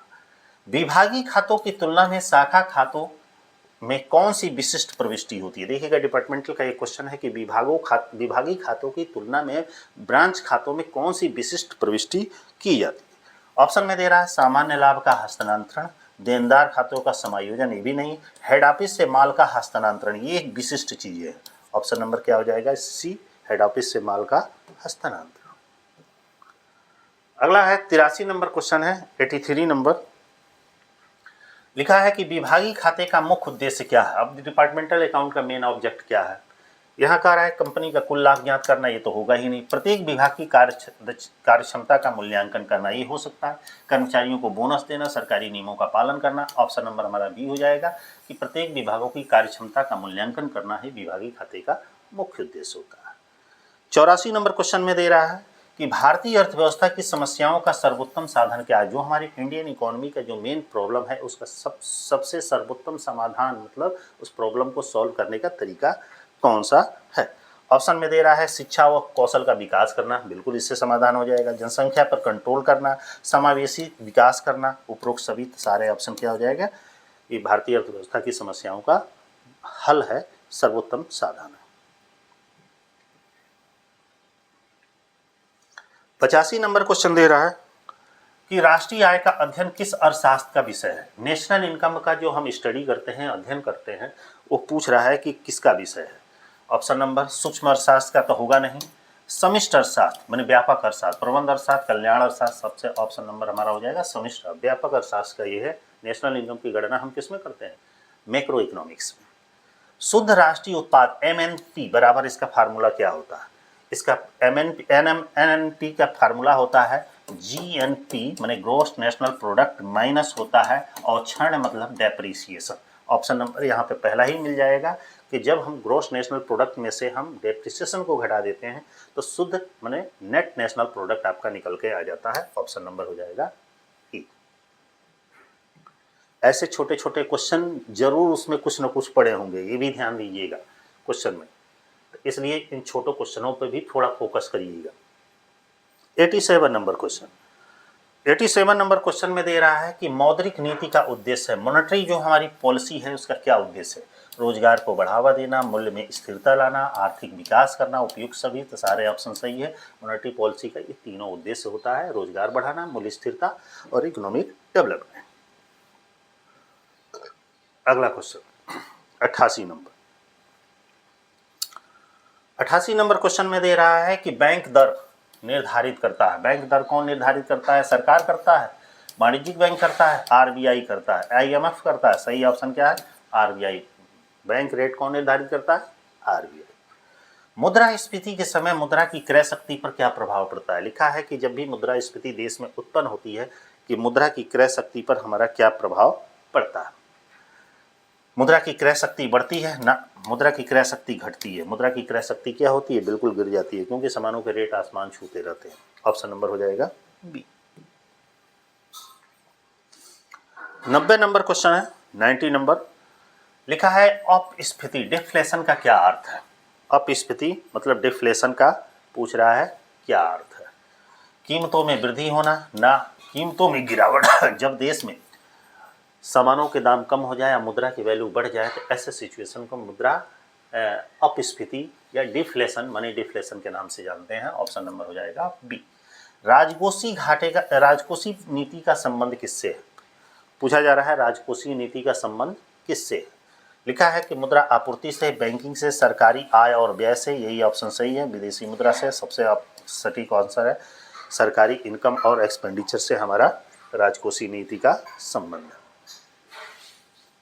92 नंबर क्वेश्चन है, 92 नंबर। मुद्रा का वैधानिक निर्गमन करता है। मुद्रा का वैधानिक निर्गमन करता कौन है? ये तो आसान क्वेश्चन है। मुद्रा को कौन इशू करता है? आरबीआई करता है। एक लाइन में जानिए। बेरोजगारी का वह प्रकार जो कृषि में पाया जाता है। देखिए, कृषि पूछ रहा है कि कृषि सेक्टर में कौन सी बेरोजगारी पाई जाती है। तो ऑप्शन में है खुली बेरोजगारी, ना मौसमी बेरोजगारी। ये ऐसी बेरोजगारी है कभी जब सीजन रहता है तो काम रहता है, नहीं रहता है नहीं रहता है। तो ये मौसमी बेरोजगारी हमारी एग्रीकल्चर सेक्टर में पाई जाती है। अगला, प्रच्छन्न बेरोजगारी का क्या अर्थ है? 94 नंबर क्वेश्चन में दे रहा है, प्रच्छन्न बेरोजगारी का क्या मतलब है? प्रच्छन्न बेरोजगारी का काम न मिलना, ये है नहीं, कम वेतन, आवश्यकता से अधिक श्रमिक। ये देखिए, ये प्रच्छन्न बेरोजगारी का मतलब होता है जब हमारे काम कम रहता है, श्रमिक ज़्यादा मात्रा में उपलब्ध रहते हैं, तो उसको हम बोलते हैं प्रच्छन्न बेरोजगारी। Option number C. 95 number 95 number question में दे रहा है कि भुगतान संतुलन का चालू खाता शामिल करता है। भुगतान संतुलन, बैलेंसिंग पेमेंट का जो करंट अकाउंट है वो शामिल करता है। वो शामिल क्या करता है? ऑप्शन में दे रहा है कि पूंजी प्रवाह करता है, कि वस्तु व सेवा का व्यापार करता है, विदेशी निवेश करता है, ऋण करता है, वस्तु व सेवा का व्यापार करता है। भुगतान संतुलन का चालू खाता में वस्तु व सेवा व्यापार शामिल है। अगला है, घाटे का बजट अर्थव्यवस्था में क्या लाता है? जब देश में घाटे का बजट बनता है तो हमारी इकोनॉमी पर क्या प्रभाव पड़ता है, क्या लाता है? तो ऑप्शन में दे रहा है मंदी लेता है, मांग बढ़ाता है, बेरोजगारी बढ़ाता है, कि विकास करता है। बताइए, घाटे की अर्थव्यवस्था की सिचुएशन में क्या होती है? मांग, डिमांड बढ़ जाती है। ऑप्शन नंबर हो जाएगा बी। कुछ छोटे छोटे क्वेश्चन है इसमें, देखिए टिक भी लगा है। मुद्रा आपूर्ति में शामिल नहीं है। मुद्रा आपूर्ति में क्या शामिल नहीं है? कागजी मुद्रा शामिल है, सिक्का शामिल है, सावधि जमा शामिल नहीं है, मांग जमा शामिल है। ऑप्शन नंबर हो जाएगा सी। नेक्स्ट है, नगद आरक्षित अनुपात CRR, कैश रिवर्स रेशियो लागू करता है। कैश रिवर्स रेशियो कौन लागू करता है भाई? ऑप्शन में है सरकार है, आरबीआई है, सेबी है, बैंक है। आरबीआई CRR लागू करता है। 99 नंबर क्वेश्चन है, 99 नंबर क्वेश्चन, छोटे छोटे क्वेश्चन है कि रेपो दर बढ़ाने का प्रभाव होता है। जो रेपो रेट यदि बढ़ता है तो उसका प्रभाव क्या पड़ता है? बताइए। ऋण सस्ता होगा? बिल्कुल नहीं होगा। ऋण महंगा होगा? ये सही है। मुद्रा आपूर्ति बढ़ेगी? नहीं। निवेश बढ़ेगा? नहीं। रेपो रेट बढ़ने का प्रभाव ये होता है कि ऋण हमारा महंगा हो जाता है। मुद्रास्फीति एक कारण है। मुद्रास्फीति का मुख्य कारण, इसमें एक कारण उसमें पूछ रहा है कि मुद्रास्फीति का एक कारण कौन? लिखा है उत्पादन में वृद्धि होगी, ना मांग में वृद्धि होगी। डिमांड में हमारी क्या होगी? वृद्धि होगी। बचत वृद्धि होगी, ना निर्यात गिरावट होगा। नहीं। सही ऑप्शन है हमारा मांग में वृद्धि हो जाएगी, क्योंकि रेट बढ़े रहेंगे, डिमांड तो रहबे करेगा। 101 नंबर क्वेश्चन में दे रहा है कि मुद्रास्फीति से लाभ होता है। मुद्रास्फीति से किसको लाभ होता है? ऋणदाता को, वेतनभोगियों को, ऋणी को, वचनकर्ताओं को, ऋणी को। मुद्रास्फीति की दशा में सबसे ज़्यादा जो लाभ होता है वो ऋणी को लाभ होगा। ऑप्शन नंबर हो जाएगा सी।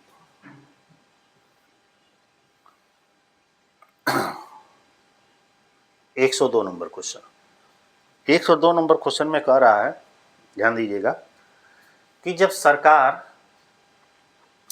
कर संग्रह से अधिक खर्च करती है तो उसे क्या कहते हैं?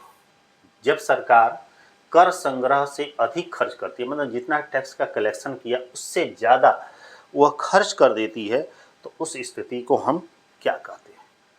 अवधि, बजट अधिशेष, बजट घाटा के नाम से जानते हैं। व्यापार संतुलन, राजकोषीय घाटा होगा नहीं, बजट घाटा। क्यों? क्योंकि इनकम कम कमाई, खर्चा उसने ज़्यादा कर दी, तो घाटा हुआ, तो बजट घाटा कहा जाता है। मुद्रास्फीति का अर्थ है, मनी इन्फ्लेशन का पूछ रहा है कि इसका क्या अर्थ है। लिखा है वस्तुओं और सेवाओं की कीमतों में कमी। ना भाई, वस्तुओं और सेवाओं की कीमतों में लगातार जब वृद्धि होती है तो ऐसे सिचुएशन को मनी इन्फ्लेशन के नाम से जानते हैं। ऑप्शन नंबर हो जाएगा बी, आगे पढ़ने की जरूरत नहीं। 104 नंबर क्वेश्चन है, 104। इसमें कह रहा है कि सकल घरेलू उत्पाद जीडीपी मापने का कौन सा तरीका है? जीडीपी मापने का सबसे बेस्ट तरीका कौन है? उत्पादन विधि, आय विधि, व्यय विधि, उपरोक्त सभी। तो सही ऑप्शन है उपरोक्त जो तीनों विधियां हैं वो जीडीपी मापने की अच्छी विधियां, बेस्ट तरीका। 105 नंबर क्वेश्चन में दे रहा है कि एक अर्थव्यवस्था जो अन्य अर्थव्यवस्थाओं के साथ, एक इकोनॉमिक जो अन्य इकोनॉमिक के साथ आयात या निर्यात के रूप में लेन देन करती है तो क्या कहलाती है? बहुत अच्छा क्वेश्चन है कि एक इकोनॉमी जो अन्य अर्थव्यवस्थाओं के साथ आयात या निर्यात के रूप में लेन देन करती है तो उसको हम किस नाम से जानते हैं? बंद अर्थव्यवस्था? ना भाई, खुली अर्थव्यवस्था के नाम से जानते हैं। मिश्रित अर्थव्यवस्था, साम्यवादी अर्थव्यवस्था, सही ऑप्शन है खुली अर्थव्यवस्था के नाम से हम उसे जानते हैं। ऑप्शन नंबर हो जाएगा बी। अगला क्वेश्चन है 106 नंबर क्वेश्चन है। लिखा है कि व्यापार चक्र बिजनेस साइकिल के दौरान जब जीडीपी बढ़ रही होती है तो उस अवधि को क्या कहते हैं? ध्यान दीजिएगा, व्यापार चक्र के दौरान माने जीडीपी के दौरान, बिजनेस साइकिल के दौरान जीडीपी जब हमारी इंक्रीज हो रही है तो उस अवधि को हम क्या कहते हैं? ऑप्शन में दे रहा है मुद्रा संकुचन, मुद्रा विस्तार, गर्त, मंदी। उसको मुद्रा विस्तार कहा जाता है। ऑप्शन नंबर हो जाएगा बी। समष्टि अर्थशास्त्र का वैकल्पिक नाम क्या है? यहाँ पे लिखा है कि जो मैक्रो इकोनॉमिक्स है, व्यापक अर्थशास्त्र है, उसको उसका वैकल्पिक नाम एक पूछ रहा है, क्या है? ये नया क्वेश्चन है एकदम। आय सिद्धांत, आय और रोजगार सिद्धांत। इसका वैकल्पिक नाम होता है आय और रोजगार सिद्धांत। Option number B. आगे मत जानिए इसको। समष्टि अर्थशास्त्र का जो वैकल्पिक नाम है उसे आय और रोजगार सिद्धांत के नाम से भी जानते हैं। कुछ हमने माइक्रो इकोनॉमिक्स से भी क्वेश्चन लिया है, ठीक ना? लास्ट के 10-12 क्वेश्चन है। राष्ट्रीय आय का सबसे बड़ा हिस्सा कौन सा है? नेशनल इनकम का सबसे बड़ा हिस्सा क्या है? किराया है, ब्याज है, मजदूरी है, लाभ है? सबसे बड़ा हिस्सा हमारे नेशनल इनकम मजदूरी होता है, क्योंकि सबसे ज़्यादा लोग मजदूरी पर डिपेंड। यहाँ से देखिए, समष्टि अर्थशास्त्र के अंतर्गत निम्न में से किसका अध्ययन किया जाता है? जो समष्टि अर्थशास्त्र है, मतलब व्यापक अर्थशास्त्र है, इसके अंतर्गत किसका अध्ययन किया जाता है? राष्ट्रीय आय का, कुल उत्पादन का, पूर्ण रोजगार का, उपयोग सभी का, तो सबका अध्ययन हमारे मैक्रो इकोनॉमिक्स मतलब व्यापक अर्थशास्त्र में करते हैं। ऑप्शन नंबर हो जाएगा डी। अब यहाँ पे से देखिएगा, ये इकोनॉमिक्स का क्वेश्चन ये है। किसने कहा था कि अर्थशास्त्र धन का विज्ञान है? बहुत ही सिंपल क्वेश्चन है। Marshall, Robbins, Adam Smith, Mehta. Option number C हो जाएगा, एडम स्मिथ ने कहा था। ये कई बार एग्जामों में एक क्वेश्चन पूछा जा चुका। अगला है, मांग में कौन सा तत्व निहित होना आवश्यक है? जो हमारी डिमांड है, मांग है, उसमें कौन सा पूछ रहा है तत्व का होना आवश्यक है? ऑप्शन में क्या है? मांग का मतलब होता है कि वस्तु की इच्छा, उस व्यक्ति में उस सामान को खरीदने की इच्छा होनी चाहिए, एक ने उसके पास निश्चित मूल्य भी होनी चाहिए, साधन व्यय करने की तत्परता है उसके पास, मतलब उस सामान को खरीदने के खर्च करने की क्षमता भी होनी चाहिए। ऐसा नहीं कि बहुत सारे लोग ऐसे होते हैं जिनके पास पैसा रहता है लेकिन खर्च नहीं करते हैं। यदि ये तीनों चीज़ें विद्यमान हैं तो वहाँ पे हमारे मांग का उसे तत्व कहा जाता है। ये तीनों चीज़ें विद्यमान होनी चाहिए। ऑप्शन नंबर हो जाएगा डी। अगला 112 नंबर क्वेश्चन है। लिखा है कि मांग वक्र सामान्यतः ढाल होता है। जो मांग वक्र का ढाल होता है सामान्यतः क्या होता है? बाएं से दाएं ऊपर की ओर होता है? ना भाई, बाएं से दाएं नीचे की ओर होता है। बिल्कुल सही। जो मांग वक्र होता है हमारा ऐसे होता है, हमारा जो डिमांड कर होता है बाएं से दाएं नीचे की ओर झुका होता है। ऑप्शन नंबर क्या हो जाएगा? बी। अगला क्वेश्चन है कि ऐसी वस्तुएं जिनका एक दूसरे के बदले प्रयोग किया जाता है कहलाती है। मतलब वो कौन सी वस्तु है? मतलब ऐसी वस्तु जिसका एक के स्थान पर दूसरे का यूज किया जाता है। जैसे मान लीजिए चाय नहीं पी रहे हैं तो कॉफ़ी पी रहे हैं, कॉफ़ी नहीं पी रहे हैं तो चाय पी रहे हैं, ठीक ना? तो एक वस्तु के जगह पे दूसरे का इस्तेमाल किया जाता है, तो ऐसी वस्तुओं को हम किस नाम से जानते हैं? ऑप्शन है पूरक वस्तुएं, आरामदायक वस्तुएं, स्थापन वस्तुएं, इनमें से कोई नहीं। तो सही ऑप्शन है स्थापन वस्तुएं होती हैं, जो एक वस्तु के स्थान पर दूसरे वस्तु का हम उपयोग करके अपना काम कर सकते हैं। 114 नंबर क्वेश्चन है। स्थापन वस्तुओं की स्थिति में एक वस्तु की कीमत में वृद्धि हो जाने के फलस्वरूप क्या होता है? यदि स्थापन वस्तुएं हैं और स्थापन वस्तुओं की स्थिति में यदि किसी एक वस्तु की कीमत में वृद्धि हो जाती है तो उसके परिणाम स्वरूप क्या होता है? जब एक वस्तु की कीमत में वृद्धि हो जाएगी तो दूसरे वस्तु के स्वाभाविक है उसके मांग में वृद्धि हो जाएगी। क्यों? क्योंकि वो पहली वस्तु को लोग खाना पीना बंद कर देंगे, खरीदना बंद कर देंगे और दूसरे वस्तु का उपयोग कर लेंगे या कम करेंगे इसको, उसको ज़्यादा कर देंगे। तो 114 नंबर में पढ़ते हैं क्या है? दूसरी वस्तु की कीमत में वृद्धि हो जाएगी? बिल्कुल नहीं होगी। दूसरी वस्तु की कीमत में कमी हो जाएगी? वो तो कमी कहाँ कर रहा है। दूसरी वस्तु की मांग में तेजी से कमी हो जाएगी? बिल्कुल नहीं होगा। दूसरी वस्तु की मांग में तेजी से वृद्धि हो जाएगी। जो सेकंड वस्तु है, क्योंकि पहली वस्तु की जगह पे हम दूसरी वस्तु का इस्तेमाल करना लेंगे, उसकी डिमांड ऑटोमेटिक बढ़ जाएगी। ऑप्शन नंबर हो जाएगा डी। अगला, हीन वस्तुओं के लिए आय प्रभाव क्या होता है? जो हीन वस्तुएं हैं, हीन वस्तु मतलब होता है निम्न कोटि की वस्तुएं। वस्तुओं का आय प्रभाव क्या होता है, शून्य होता है, ऋणात्मक होता है, अनंत होता है, धनात्मक होता है। तो इन वस्तुओं का जो आय प्रभाव होता है वो ऋणात्मक होता है। ऑप्शन नंबर हो जाएगा बी। नेक्स्ट क्वेश्चन है 116 नंबर। 116 नंबर में दे रहा है कि आड़ी या तिरछी मांग से क्या तात्पर्य है। आड़ी या तिरछी मांग से क्या तात्पर्य? एक की कीमत तथा उसकी मांगे जाने वाली मात्रा से, वस्तु की उस मांग से जो अन्य वस्तुओं की कीमत में परिवर्तन होने के फलस्वरूप उत्पन्न होती है। बी ही ऑप्शन। घटिया पदार्थों की मांग से उपयुक्त में से कोई। आड़ी या तिरछी मांग का मतलब होता है वस्तु की उस मांग से है जो अन्य वस्तु की कीमत में परिवर्तन होने के फलस्वरूप उत्पन्न होती है, उसे आड़ी या तिरछी मांग कहते हैं। Option number B. 170 number question 117 में क्या कह रहा है, कुछ घटिया वस्तुएं की कीमत गिरने पर प्रायः उनकी मांग बढ़ने के बजाय घटती है, इसका प्रभाव क्या है, इसका कारण क्या है। कुछ जो निम्न कोट की वस्तुएं हैं, हमारी घटिया किस्म की वस्तुएं हैं, उनकी कीमत गिरती है तो उसके मांग बढ़ने के बजाय घटने, उसकी डिमांड बढ़ने के बजाय, क्योंकि मांग का नियम क्या है कि जब वस्तु की कीमत बढ़ेगी तो मांग घटेगी और कीमत गिरेगी तो मांग बढ़ेगी। लेकिन यहाँ पे ऐसा नहीं है। कुछ घटिया किस्म की वस्तुएं हैं जो जिसकी कीमत गिरने पर उनकी मांग बढ़ने के बजाय घट जाती है। इसके पीछे पूछ रहा है रीजन क्या है। ऑप्शन है कि मांग का नियम लागू होता है, ये तो लागू नहीं। गिफिन वस्तुओं का या विरोधाभास लागू होगा। ऑप्शन नंबर बी हो जाएगा। 118 नंबर क्वेश्चन है। 118 नंबर में कह रहा है उपभोक्ता की सर्वाधिक संतुष्टि के लिए क्या किया जाता है। उपभोक्ता की सर्वाधिक संतुष्टि के लिए क्या किया जाता है। वस्तु की सीमांत उपयोगिता, वस्तु की सीमांत उपयोगिता उसके मूल्य के समान होनी चाहिए। वस्तु की सीमांत उपयोगिता उसके मूल्य से अधिक होनी चाहिए। सीमांत उपयोगिता और मूल्य में कोई संबंध नहीं है, इनमें से कोई नहीं। सही ऑप्शन पहला होगा, वस्तु की सीमांत उपयोगिता उसके मूल्य के समान होनी चाहिए, तभी एक उपभोक्ता को समान संतुष्टि प्राप्त होगा। ऑप्शन नंबर ए। लास्ट का 2 क्वेश्चन है। 119 नंबर। 119 नंबर क्वेश्चन में कह रहा है जब सीमांत उपयोगिता ऋणात्मक होती है तो कुल उपयोगिता क्या होती है। जब सीमांत उपयोगिता ऋणात्मक होती है तो वहाँ कुल उपयोगिता हमारी क्या होती है भाई, घटने लगती है। ऑप्शन नंबर हो जाएगा बी। और लास्ट 120 नंबर क्वेश्चन है कि मांग के नियम के संबंध में निम्नलिखित में से कौन सा अपवाद नहीं है। मतलब लॉ ऑफ डिमांड के संबंध में कह रहा है कौन इसका अपवाद नहीं है। ऑप्शन में कह रहा है सीमांत उपयोगिता नियम का क्रियाशील होना, गिफिन वस्तुओं की स्थिति, कीमतों में लगातार वृद्धि या कमी, और अत्यावश्यक वस्तुएं। सही ऑप्शन है सीमांत उपयोगिता के नियम का क्रियाशील होना। मांग के नियम में इसका अपवाद नहीं है। ऑप्शन नंबर है बी।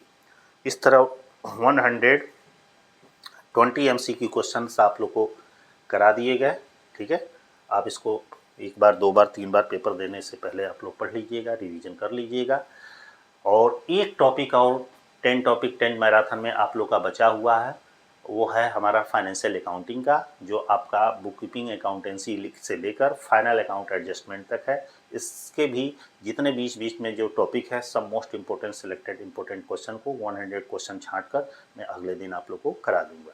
इसके बाद आप लोग का प्रैक्टिस सेट चलेगा। 2 या 3 प्रैक्टिस सेट आप लोग का मॉडल पेपर के तौर पर देंगे, ताकि इन 10 टॉपिक्स में से सबसे जो सेलेक्टेड या इम्पोर्टेंट जो क्वेश्चंस होंगे उनको हम प्रोवाइड करेंगे। All the best.